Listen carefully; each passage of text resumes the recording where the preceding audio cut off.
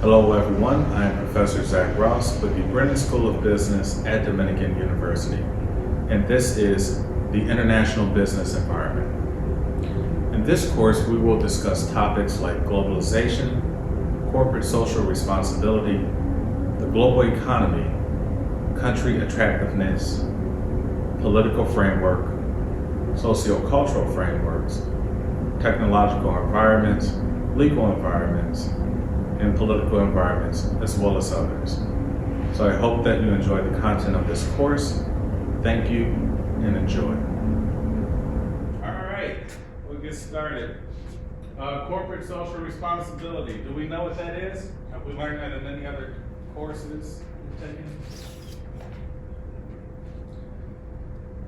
What do we think it is?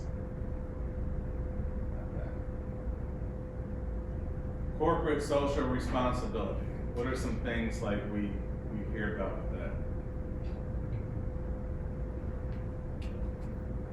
Giving back into the community. Yeah, giving back into the community. Think of going green, right? Sustainability. We hear all these words, right? Oh, we want sustainability. We want to be green and do these things. Do we have a stance on that? Like, what do you guys think about corporate social responsibility? Like, you agree with that? You disagree? Should companies be involved in that? Should they be forced to do that? Yeah, more companies should be into that just because of how bad our environment is getting and how big the movement is also getting in, where it's becoming more of a demand than a want with anything. And companies are giving the option of for consumers to go green, then they're going to favor those companies more than the companies that are giving the option, also going to make more profit. So it does two things: make better profits, you're saying, and improve society as a whole, right? Improve things. Anybody else has a position on it? So corporate social responsibility is a theory, right? What's a theory?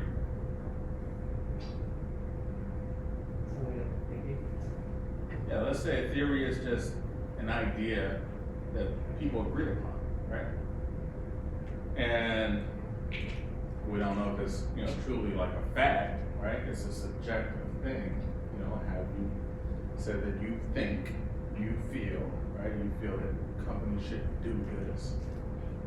But then people argue, so like, I don't think a company should do this. A company can do this if they so choose. You guys think that a company should participate in corporate social responsibility, or that they can participate? Yes. But I think there's something like right now, corporate responsibility is like maybe a year or two ago, it's constantly changing. Corporations should take be socially responsible. So I don't think it's like a specific measurable thing. Mm-hmm. So if we are going to be able to enforce it, it's kind of tricky because it's not like a specific thing that you have. You can't have it. It's like failing on the spectrum. About it is. No, I agree with you saying. It's shit, it's a gray area, right? Right. We're not too sure. And then, but this is, when we think about things like this is where you guys are gonna be later on in life as managers, CEOs, whatever. You're thinking about big ideas. Should we participate in this? Should we market ourselves as, socially responsible? We're green, we're this, we're sustainable. We only get certain products that are recyclable, et cetera, et cetera. So you think now, like in your life right now, you guys are zoomed in, right? You're looking at the details, you gotta get a job, and that job only has its, it has its operations, like, things you have to do within that job. As you get older and you move up the ladder or you start your own business, then you think if you start zooming out and you start addressing like real big topics, you start asking good questions. You start asking like really big questions, the theoretical questions, right? Which is, why should we do something, right? What is corporate social responsibility? Is it necessary? Should we be forced to do it? Should the government, you'll start asking yourself really, really big questions. And that's why even in education, you think of, you guys go for bachelor's, right? So bachelor's, it's a typical notion, right? Say bachelor's is essentially to get a job, right? A master's is so you can teach others who've mastered the subject.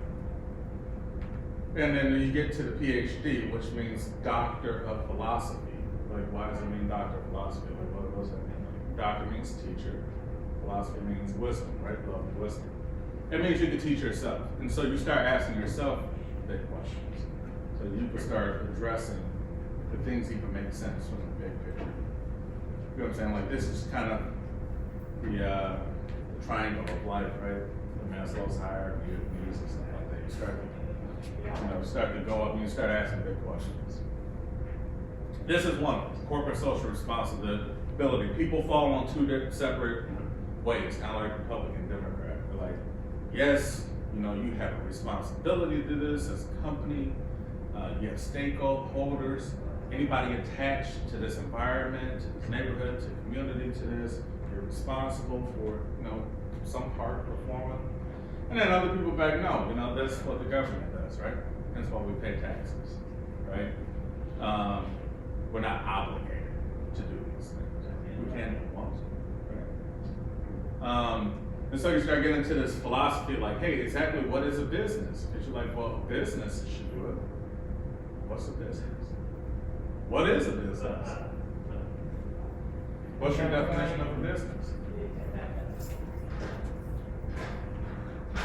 Is a business a person? Like, if I start my own business, is the business me? Or is the business like the employees? If I go public, is the business the stockholders? Like, what is the business itself? Yeah, but in effect, we say, does the organization have a life of its own? Where does the ideas and the culture of the business come from? Because the business is a separate entity than the people involved in the business. And you don't have to answer that question, but the point is, like, those are some of the things you'll come across, right? You start thinking philosophical and theoretical about these things. And then you find a stance. Stand your ground. Stand your ground. What you believe in is belief. You take your ideas and you say, like, well, I base them in some form of truth, right? Which I'm saying, don't agree with me, don't agree with someone else, agree with yourself based on what you come to, but ask the bigger question. Like, is a business separate from people? Is a business like its own thing? Some people argue it is, some people argue not. People are like, well, how's that possible? Like, businesses, everybody shared ideas, or managers, or the leaders, or the executives, like, right? They're making actions, they're making decisions, and that impacts everything. So yeah, CSR, it's the notion, right? That companies have an obligation to society. Like, companies are obliged to do things that better society. And some will argue that no, a business is to make profit. Plain and simple, right? And you say, well, for example, let's say you have a manufacturing plant, like a steel plant, and it uses like a lake, and there's no regulations on the lake yet in this area. Let's say it's in a country where there's no regulations, there's no EPA. Does that company have an obligation to the lake to improve the lake and not be dumping stuff in it because maybe the lake is attached to other people in the community? Even though there are no like laws on the books or rules on the books for it to do so. What do you guys think? Is there an obligation there for them to? Personally, I don't think there is, but like for me at least, it's like a moral thing. Like I wouldn't feel good doing that. Like if I had a business, for example, like I'd rather earn less and like do something else than get more and know like on my conscience that I'm doing that. Yeah, exactly. You have your belief, right? And how you want to operate a business, and you find to be unethical practices, immoral, and you're normally harming the community or its resources for a buck, you know? But there exist companies that will say that, well, you know, that's up to the government to regulate it. Until they're regulated, that's not our problem, right? We're making money. Like, we're just playing by the game, right? The game is the rules.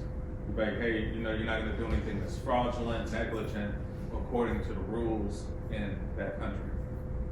You know, here in the United States, we got building rules, so we're probably not gonna get away with doing too much stuff, you know? The media get a hold of it, groups get a hold of it, you know, Facebook, all this kind of stuff.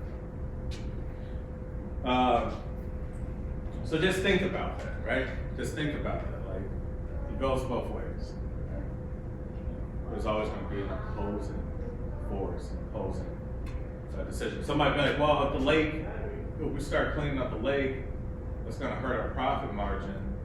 We got a lot of people that work here. We won't be able to pay them. We got to get fired. So it's like, you know, then I was like, this whole economic cycle gets destroyed or it gets harmed or subdued by the lake issue.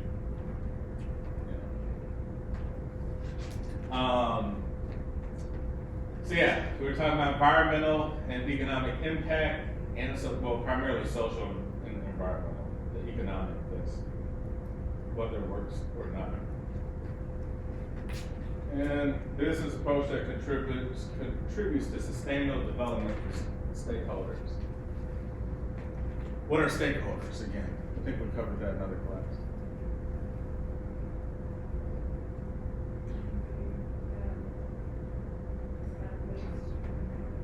Yeah, it's anybody really directly affected.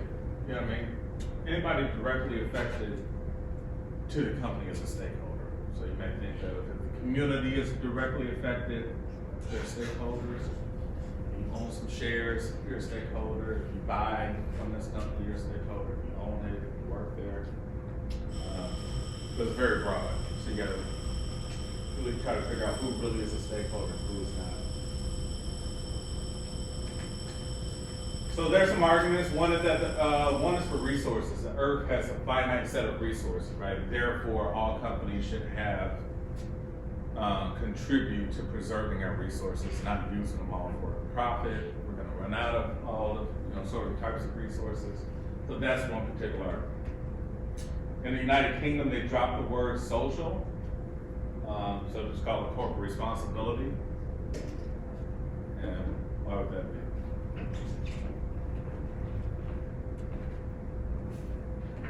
Why would the government drop social and kind of describe it in CSI? Maybe because they believe that everybody should have a part in it and not just because. Yeah. They think they're obligated, right? Like, oh, you're obligated. There's nothing to really argue about. You know what I mean?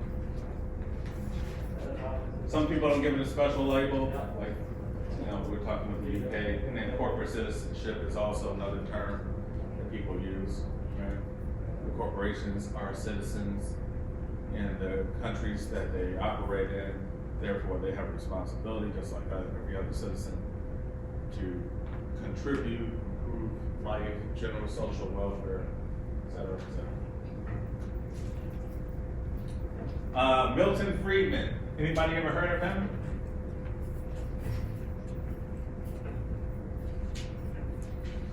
Anybody ever heard of Milton Friedman? No? Okay. What about Keynes, John Maynard Keynes?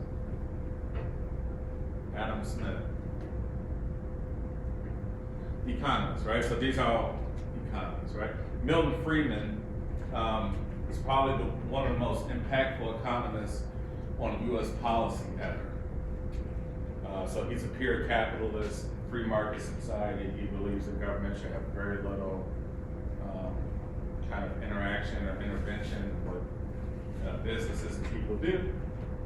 And so he's really had an imprint on how I would probably say more of the conservative party operates, their ideology.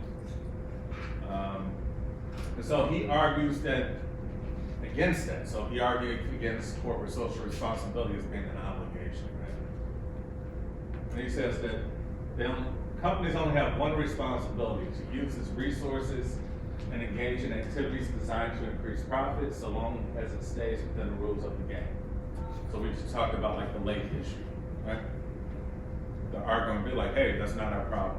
The rules of the game, there are no rules to this lake. Therefore, we have no responsibility other than to increase profit. That's Friedman's argument. Also, Friedman, passed away some time ago. So things have evolved, like you said earlier, right? Things have changed. People have become a little bit more aware. People are a little bit more informed. We're more productive. We're more innovative now. So now we think that things should improve people's lives, overall, as a way of doing business. So Friedman, like I said earlier, he just believed open and free market competition without deception or fraud. His argument was free market is made up of diverse entities, which is its own specialist role in society. Saying that if there were companies out there that wanted to do good, right? That's their whole thing. Maybe they're nonprofits, maybe they're green companies. Like their whole business model is to improve society, make some sort of contribution. What do you think about that? What do you think about that opposing theory? Like not making an obligation for every company to have like social responsibility, environmental responsibility. But if you have a free market society, there's a lot of people who want to do good, right? There's a lot of people who want to improve people's lives and be sustainable and green, that they eventually will start their own companies anyway, as opposed to the government kind of, create more regulations to force companies to do certain actions that will be considered responsible. Anybody agree with that or disagree?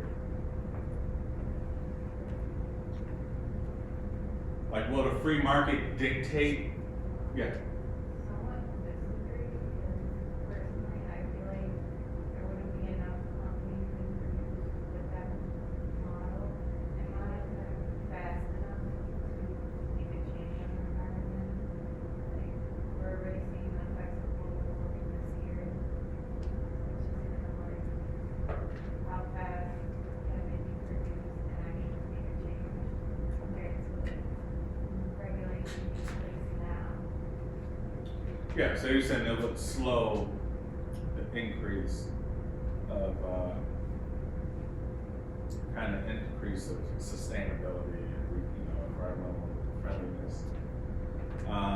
If only certain companies were left to create their own kind of way of doing business, as opposed to the government saying, like, no, we're all doing it. Yeah, I mean, to a degree, yes.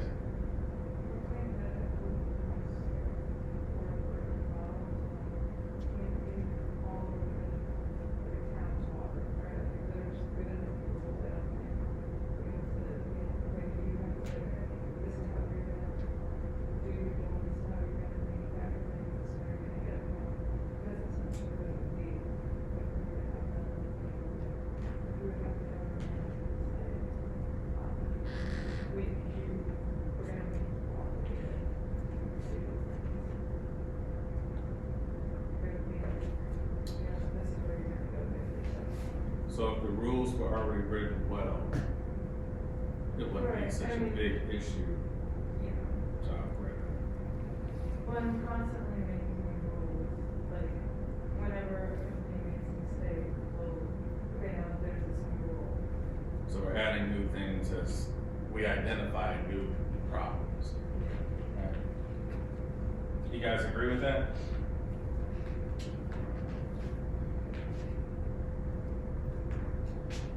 What is government?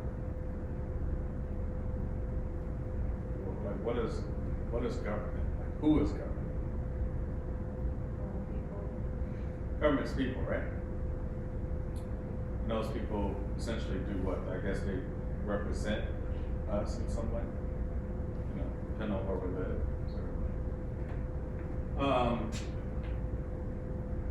should the government really have their hand in this, like you're saying?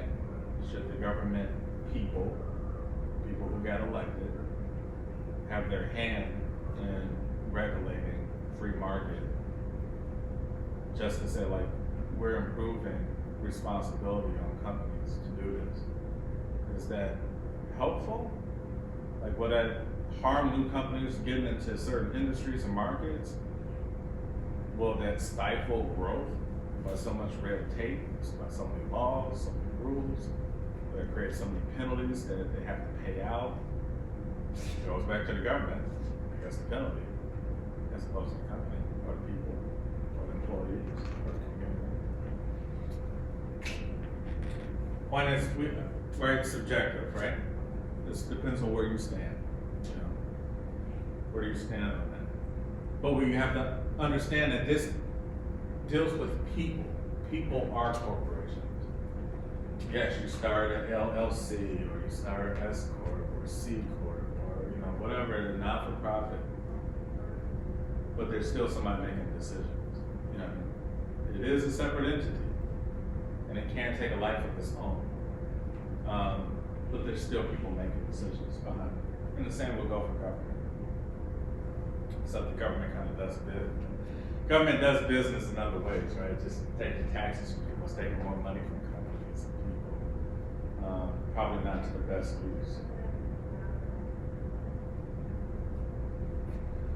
So yeah, we're dealing with theory here. So once again, Milton Friedman's arguments that the role of business is purely economic, not environmental, not social, unless you're in that business. If you're an environmental company, you're a social, not-for-profit, or something like that.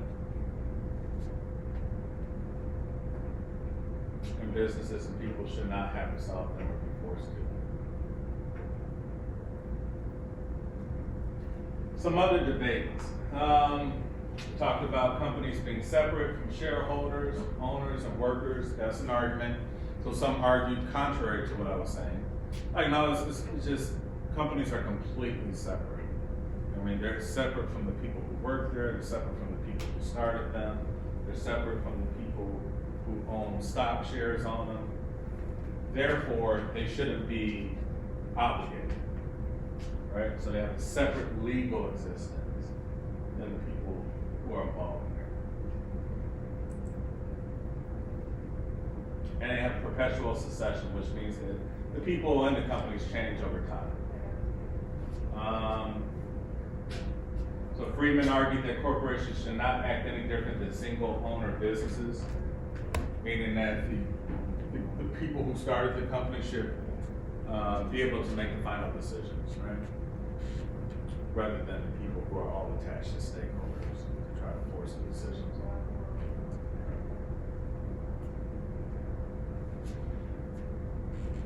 And he calls like owners, principals, and employees agents. Just means like they're just representatives of the company. But the owners are the principals. They should have the final say so. And they also argue that managers are not representatives of populations. So the society in which they live, the communities in which they live, they don't technically represent that, even though they exist there. You know, a restaurant exists in the neighborhood, but it may not represent that neighborhood. You know, it doesn't represent the culture there or anything else. It just exists to make a profit. And only pretty much the government should have to deal in social welfare.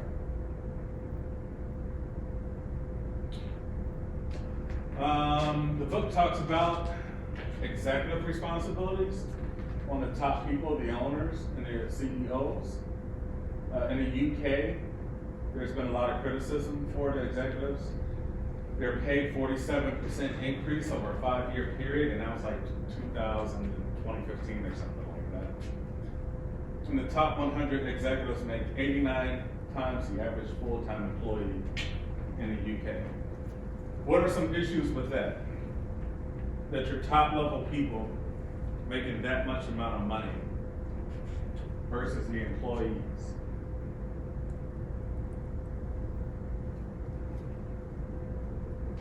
What are some issues with that when it comes to the decision making in companies?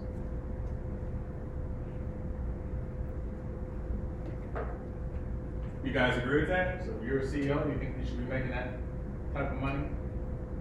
Almost 90 times more than a full-time person working there? No? Why not? Yeah, you're going to be making more how high up you are, but at the same time, how much work are you really doing? You're not on the field compared to the employees that you hired. Or it's kind of like you hired them to do your dirty work. So why are you making so much more when someone else is doing it? So you're saying like the amount of work doesn't equate, like the CEO, the amount of work he does doesn't equate to that amount of money? Like it's, yeah, pretty much. Like it's going to be a given that how the higher up your position, you need to, but it shouldn't be that much. Like if you're going to get a raise, at least raise employees too, because if you're able to put that much money in your pocket, you can put that much money in other people's pockets as well. Yeah, all right, that's a good point, right? So it's about decision making. Like, well, if you're at that top, you're making that type of money. Are you really trying to be socially responsible? Are you really trying to increase the well-being of people who work for the company or even outside the company? Or are you really just trying to increase your own well-being? Or are you trying to take that number up even more, right? So decisions you make at the top, who are they really influencing? Are they influencing you mostly and the people at the top, or are they influencing the people at the bottom or your stakeholders like we're talking about? Anybody else agree with that type of money?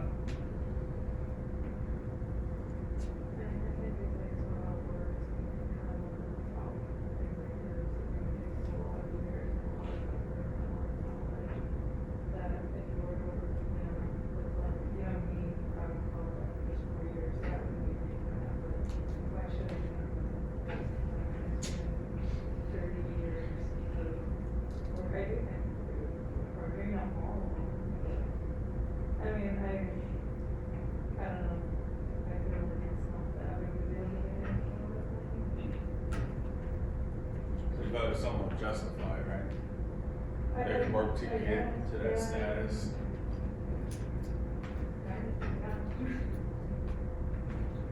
And so really the argument here is like that this money really influences as a motivator for performance, right? And some research has found that money doesn't influence as a motivator to make a company better. You know what I mean? A lot of times these guys are voting more for power and status as opposed to money. So therefore paying them that amount of money is not justified because it doesn't necessarily reflect how well they're running the company. Yeah.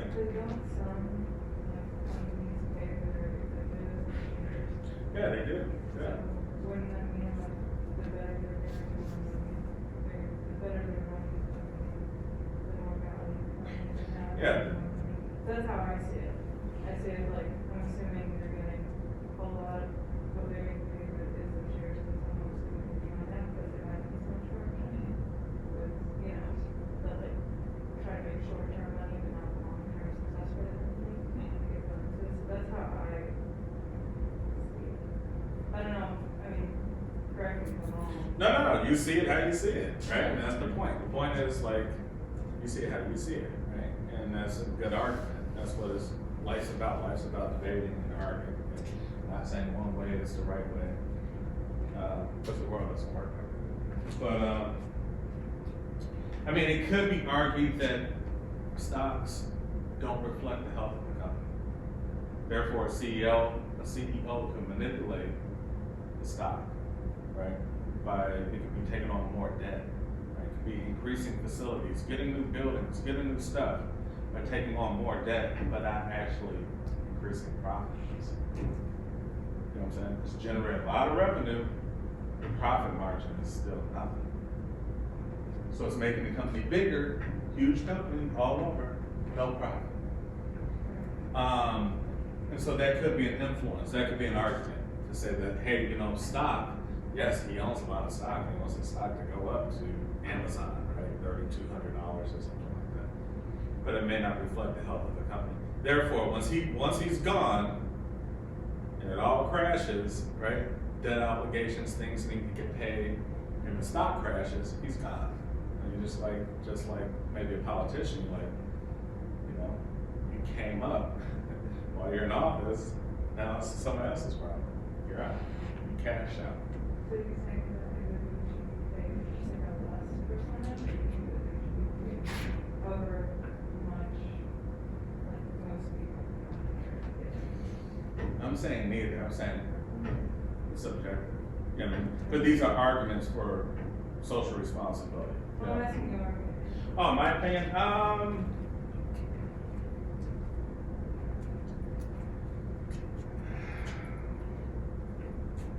I think 98 times. That's ridiculous. Oh, 89 times. I said they should be paid a lot. They should be paid enough, right? Because they did earn to get to that position. But they should probably really be paid by performance. How well are we doing for profits, not how well we're doing for, you know, revenues, which is sometimes. And I agree with that. Yeah. So I would say it has to be profit related. You're like, hey man, you're making this a way more profitable company.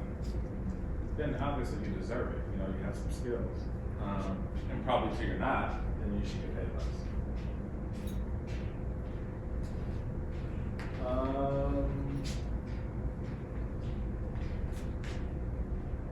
Some arguments that shareholders are merely owners of shares, not of the company itself.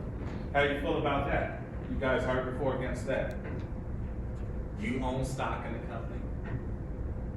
Do you own part of the company?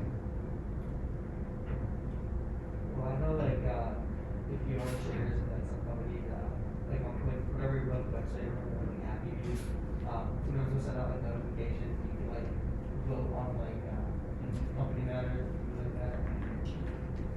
So I mean, I think like you're kind of part of the company, but you're not employee obviously, you know, so you can like influence certain decisions. Yeah, so you're saying you're probably part of the governance, right? Because if you can vote on something, you can change how things are done. Anybody argue? Yes. Kind of both. Both sides of it. Like, it's good to have the opinions of people on the outside, how they feel the company, where it's like, what are we seeing, what are they seeing that we don't see? So it's good to like understand where they're coming from, but at the same time, it's like, how can they go on things when they're not on the inside, where they don't really know exactly what's going on, they only see it from an outside point of view, where it's like, it's good to know how it is on the outside of you. Whereas like if we decide on something that, that we thought was a good idea, but it turned out to be completely the opposite, how does it make you feel on the outside? But at the same time, like they don't know what's going on exactly. Yeah, I don't know, the internal mechanisms of like, Yeah, they're not in the board. yeah, I think that's, they're both good arguments, right? Owners are owners, could be an argument, right? Owners is the actual people who started the company and have equity in that company. Shareholders could be owners, it might not be. So again, that's a theoretical position, right? And normally if you declare bankruptcy as a company, some people get paid less or don't get paid at all. You know? I guess that kind of defines who it really is. Right? The owners are getting paid. The people who started the company have the equity before they broke it up into X amount of shares to get in on it. But they're getting paid. Some people who own some sort of shares may not.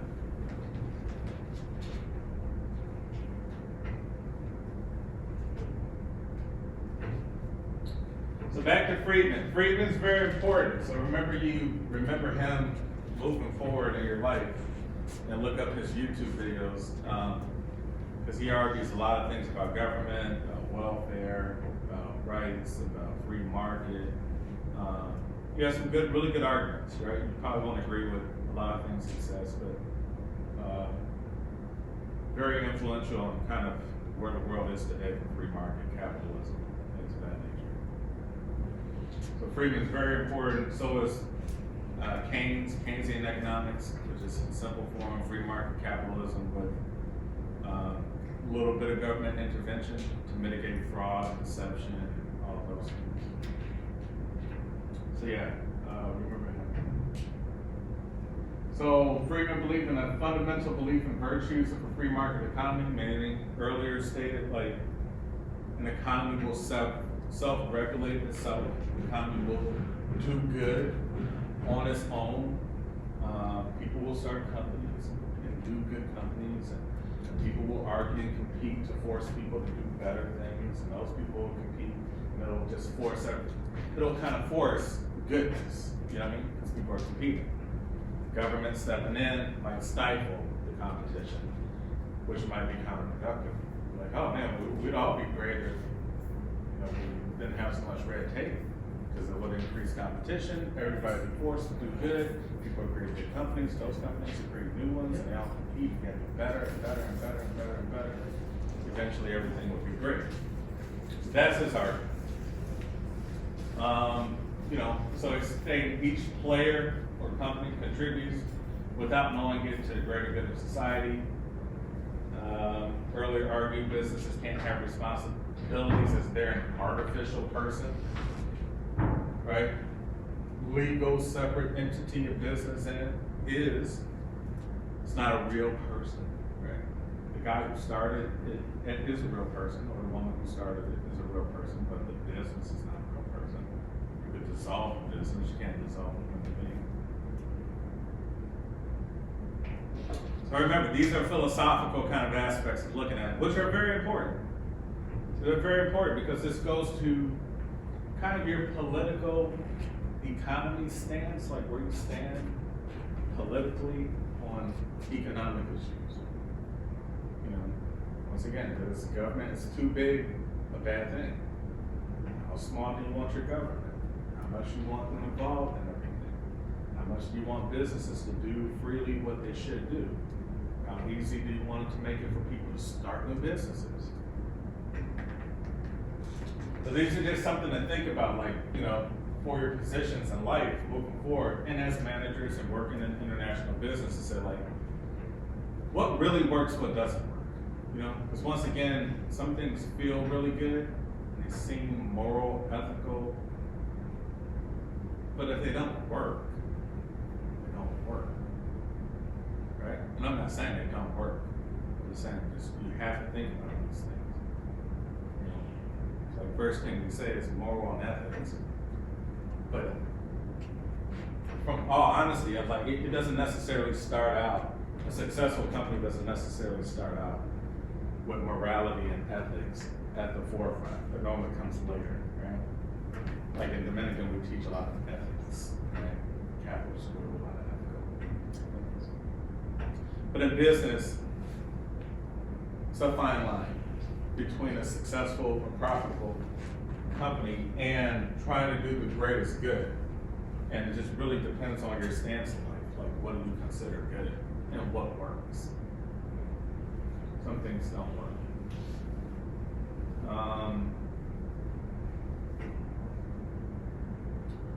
So some arguments to the artificial person theory is, no, businesses take action by human beings, they do contracts, they sell assets, they buy assets, they do this, and that.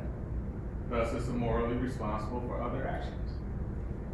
Right? The business is a person. It's a person that imbues a lot of aspect of all the people involved in it. Right? Coca-Cola is really a person with its culture and what it wants to do, and also the product that it serves. That's the counter argument for that. And if groups can act like a person, like team members and managers and CEOs, VPs, then they can behave like one. That's another counter argument. What's culture? How would you guys define culture? What is a culture?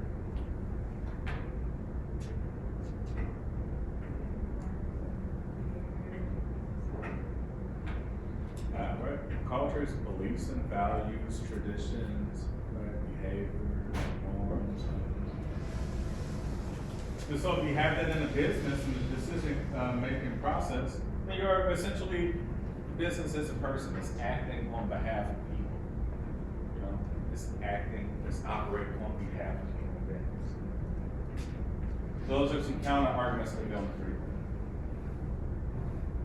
Once again, these are things to take and think about, really, because we hear about green, we hear sustainability, we hear corporate social responsibility.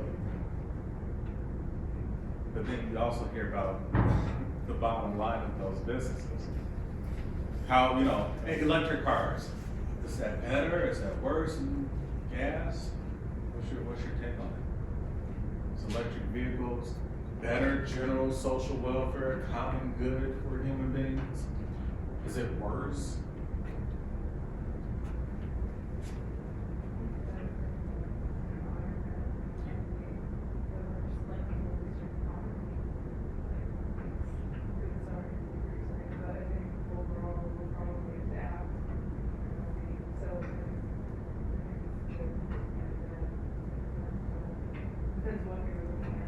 Yeah, right, your perspective, a little bit of both, right? I mean, batteries require a lot of digging for lead, and, you know, and iron and ore. It's not just a magical invention. You know, gas and oil is also sourced from the ground and resources. Those batteries have to be discarded at some point, and those are not easy to discard. They contain acids and erosion. Right, but obviously, if you're a company and you're in that business, you're thinking like, hey, we do a social good here. We're getting everybody away from Middle East oil and, you know, the fumes that come out of the car and all these different things. In essence, there's good and bad to both, right? But it's marketed as a good.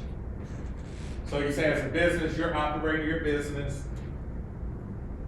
Are you guys creating corporate social responsibility, like part of your business? Like, are you gonna market the things you do good in the community, why you do it? You know, are you gonna work for a sustainable company? Hey, I work for them, they do this, and this is great what they do. Is that important to you?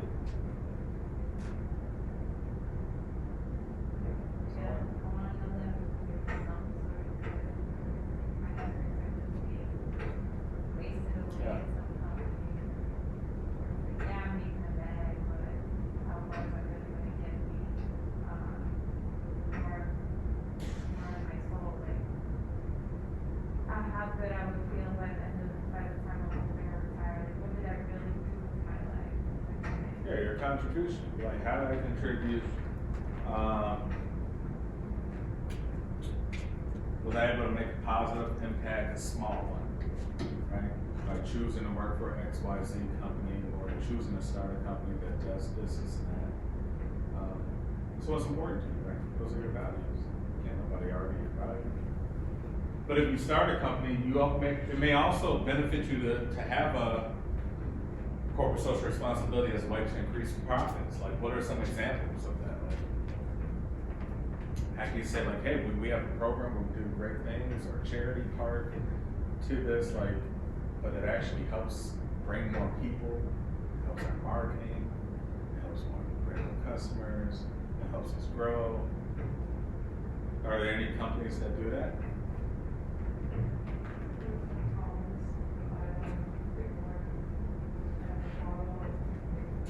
You said Tom's? Yeah. Shoes? Yeah. I think our marketing, like, to see all the kids getting shoes, I think that they were successful. That's good. I don't think there's anything really that special that they're doing other than, like, their business model. Yeah.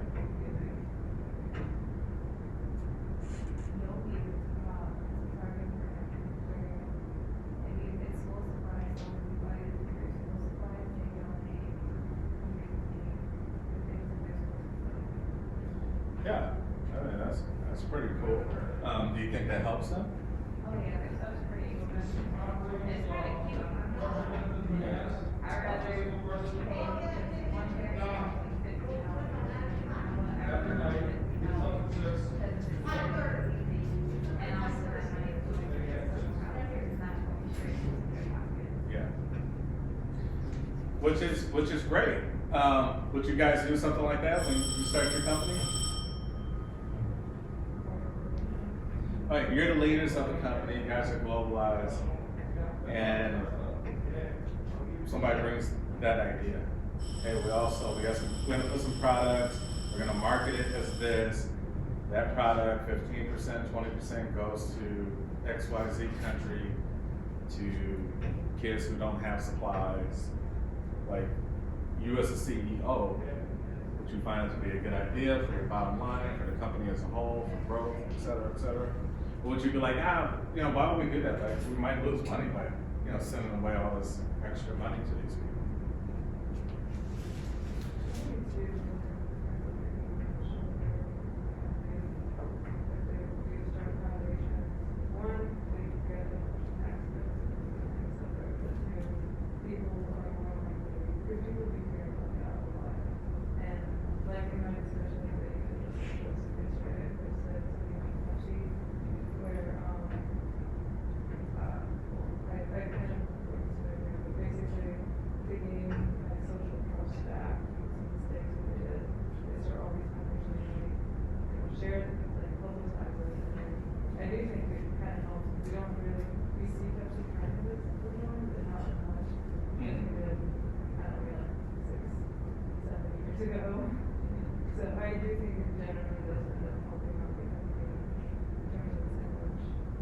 Yeah, branding, your image, right? Like, hey, these guys make money, but also just a good company. They do a lot of great stuff. They help communities. They're giving back, and they're still a strong company. But as managers, remember, we're always thinking about economics too. We always have to consider economics. So for your example, you're like, oh man, these are expensive. These cost $50 for these, whatever, right? You're like, well, what do we do in order to send the 20% or 10% or 15% over? Well, we jack the price up by 15, 20%. We're actually really not even, we didn't do anything but just jack the price up. But we know since people like to feel good, there's a market. I'm like, oh man, there's a market of feel-gooders. There's a market of human beings who like to know that they are doing something impactful, purposeful, good, and there's some smart people who are like, man, I want to get in on that. How can I get that? How can I get your money? I can get it by taking the normal cost of something, jack it up by XYZ, use some of that extra and send it over, and keep that extra back into profit. Yes? I think it also depends how the company does it too. Yeah. Just as an example, any company can do it, but it's just how they market it, compared to say a company name just does it just to do it, or a company that's like Ever, and piece it with nice, adds a little spice to Yeah. it, where people are going to look for something that looks good, that looks nice, that's pleasing to them. The presentation, basically. Yeah, absolutely, right? And that's where marketing comes in. So all the great marketing people who just know how to sell something and create great stuff, that's where your marketing team comes in, and create a great image for your company. So, I mean, there's just something to consider. Maybe they're not jacking up the price. Maybe they actually take the extra money, they cap it at cost, and they're using it to send over for whatever tax credits or credit or this or that. Or they just take the hit, Or they say, you know what? Our marketing report shows that we've increased the amount of customers by 15% by doing this. Therefore, our profits actually go up for our regular items. People love shopping at Target more as a whole because we're doing this good stuff. It helps our bottom line, and we're helping people. Which is probably the best way to go about it, right? Like, most companies do this as a marketing arm. Like, hey, we also have a green thing, I think we're doing helpful. As a way to get more people in, have a better image, better branding, and it helps their bottom line, which is not bad, if you get more customers. But if you're not manipulating, like, you're just gonna jack the price up and, use a little bit of that money.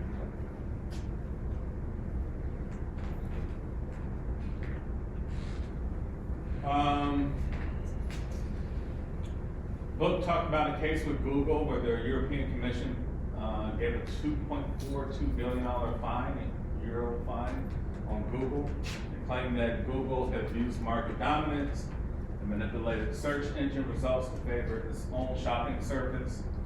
So you can check out on Google, right? You can shop on Google.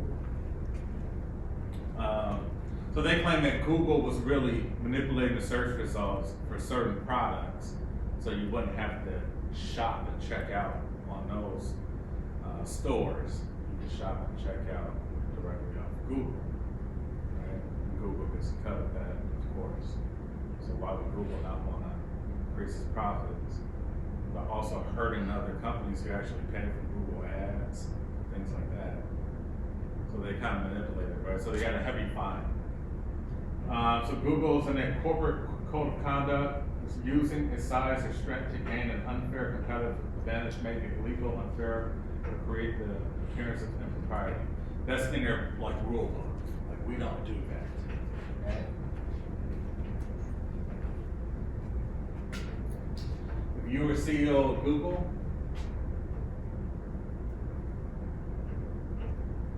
would you engage in those practices?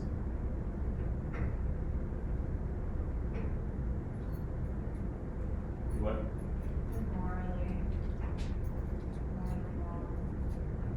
Why am I gonna do that for other companies? Let's say you didn't manipulate the search results.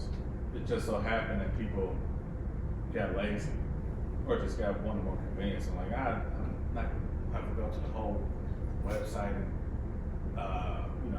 do the email thing and then calculate and sign my name on it and do all this other stuff. I'm just gonna check it on Google because it's already remembered all my information, right? I have a Google account, Gmail, et cetera, et cetera.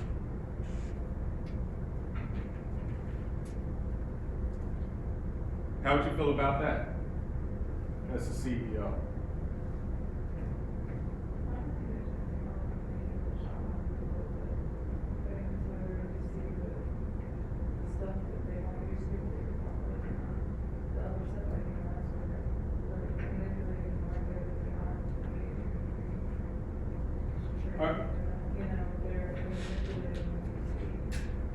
What if Google says, for each product or service that you search, we can put ours at the top in the ad space. And we can also put the other ones there too, but we're putting ours at the top always. We own the company, I mean, that's what we're here for, make money. Would you agree with that practice? Well, I think it says ad, that's fine, because I always see that on YouTube, and I kind of scroll down. So I think if it's blatant, like, we're putting these as ads, we're putting these, because we're just putting these up, that's fine, but having it as, oh, these are, what you're gonna get to see, and that's it. That's Yeah. what it's not. Yeah, so I guess Google's in a unique position, right? You're like, hey, you guys own a search engine. Everybody comes on here to look up stuff. But at the same time, Google, you also sell stuff, right? You sell your own products. And you also have your own shopping service where you can check out on Google instead of the company's websites. Or your competitor, Amazon or Facebook, checking out or wherever. So they're in a unique position there, and someone would say that's a form of corruption, or that's not creating, a free market, that's monopoly, changing all this different stuff. So the book acts is Google's code of conduct worthless, since maybe those results show up there. I also noted too that, Google changed its structure, right? Google is not a parent company anymore, now it's Alphabet. That's probably one of the reasons why.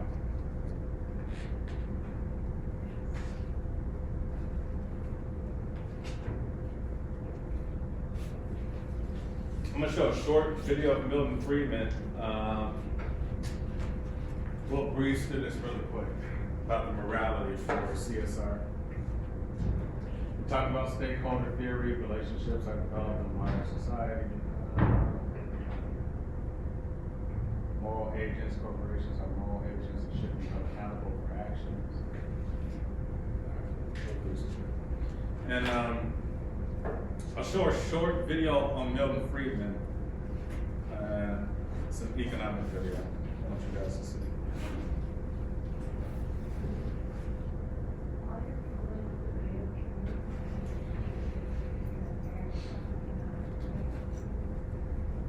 Yeah.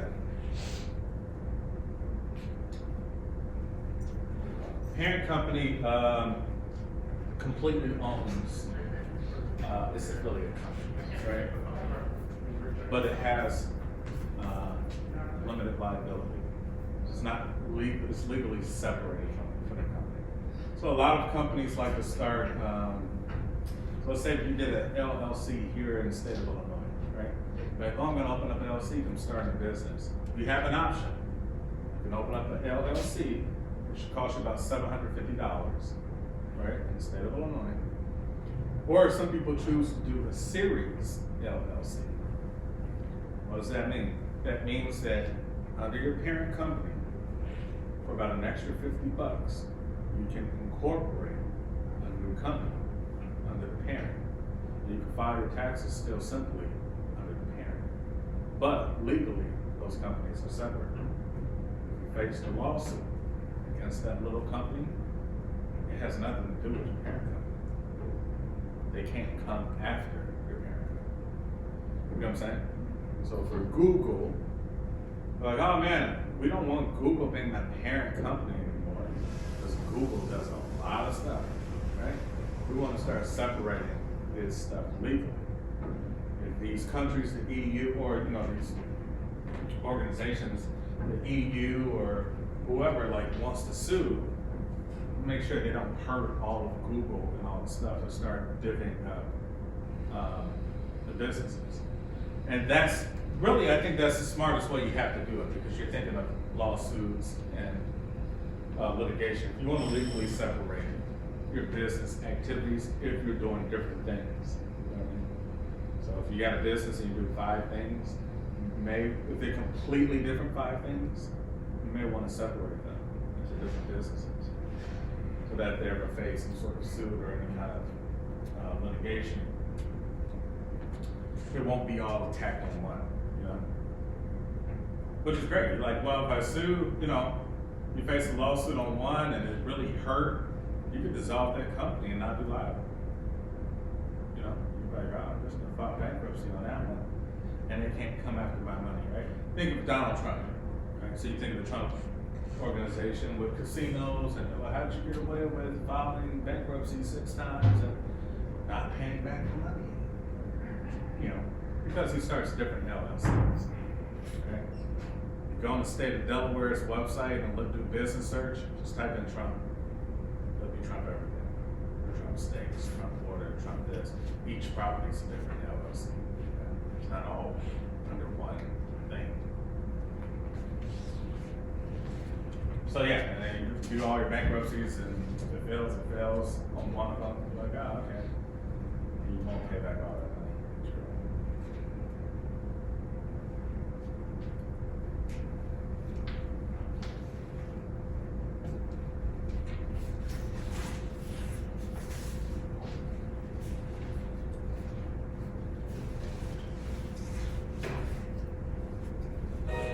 Stop trying to build muscle. I think about paying for it to get the ass with this stuff on YouTube.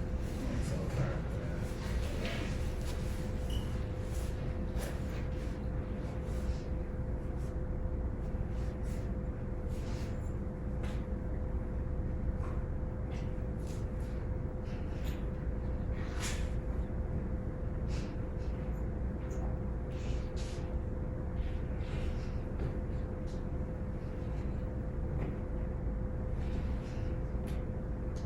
Jim, and lifting heavy 3.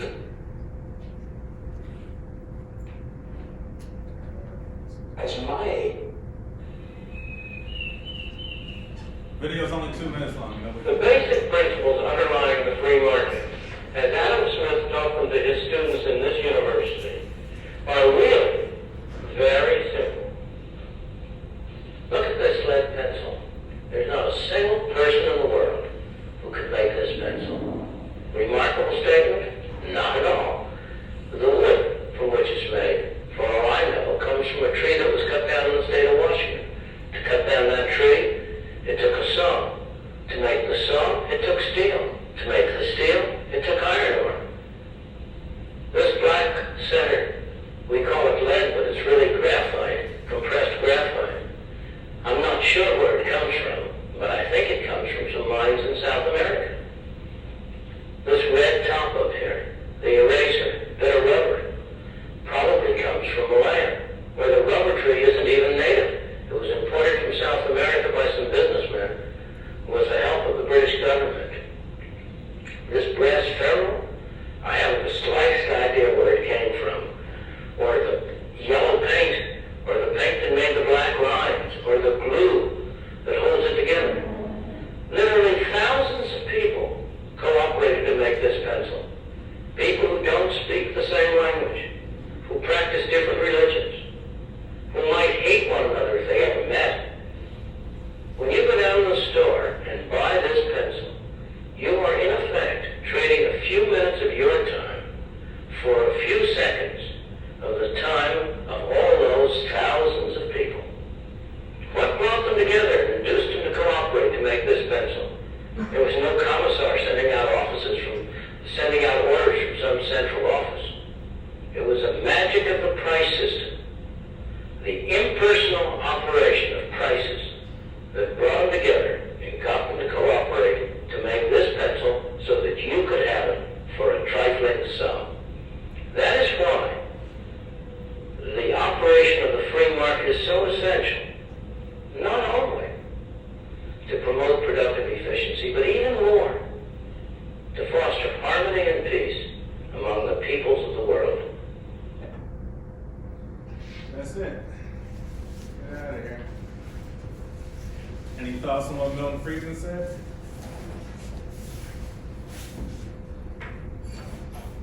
Free market brings people together.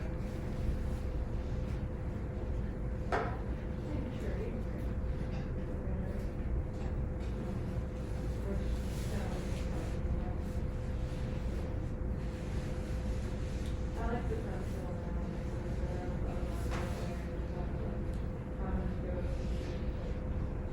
not one person can make a pencil. It's like, very good. Yeah, and I mean, in essence, it's international business, right? Is anything you see is not made in one single place. You know, there's very rare you can find something made in one single place. Here, clothing's not made in one place. You may get the textiles in Vietnam or Bangladesh. It's sewn, then they have to put the tags on, maybe in China, for the uniform commercial codes in the U.S. And then the retailers that sell it, the marketer comes from a different place, et cetera, et cetera, et cetera.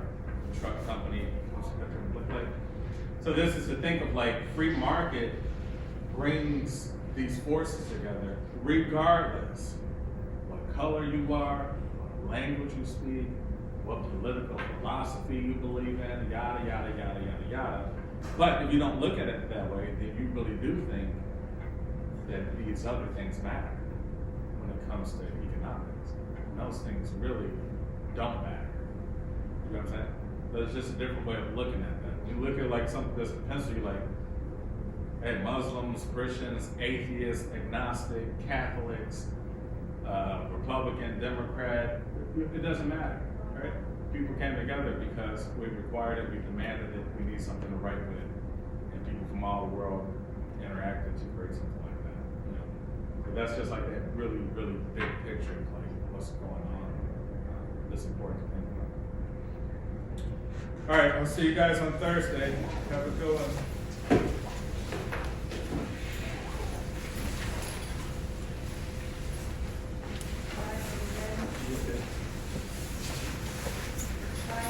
See ya.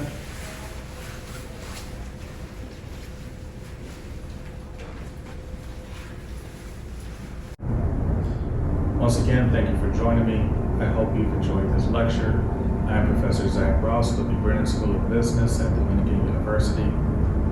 Thank you.